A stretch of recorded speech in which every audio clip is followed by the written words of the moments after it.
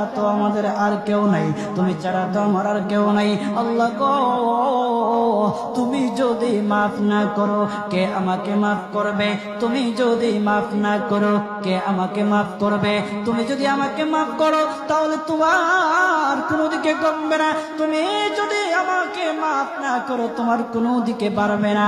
আল্লাহ গো, তুমি আমাকে মাফ করে দাও। সারাটা জীবন অন্যায় কাজ করেছি, সারাটা জীবন নাফরমানি করেছি, আমার কাছে কালেমার দাওয়াত কম আসে নাই, আমার কাছে কালেমার দাওয়াত কম আসে নাই, আমাকে লোকেরা কম বোঝায় নাই। ওগো আল্লাহ, তুমি আমাকে মাফ করে দাও। মাফ না করলে কোথায় যাব, কার কাছে যাব? বাবা যখন মারে তখন মার কাছে আশ্রয় নেওয়া যায়, মা যখন প্রহার করে তখন বাবার কাছে আশ্রয় নেওয়া যায়, বাবা মা যখন প্রহার করে তখন দুনিয়ার কারো না কারো কাছে আশ্রয় নেওয়া যায়। ওগো আল্লাহ,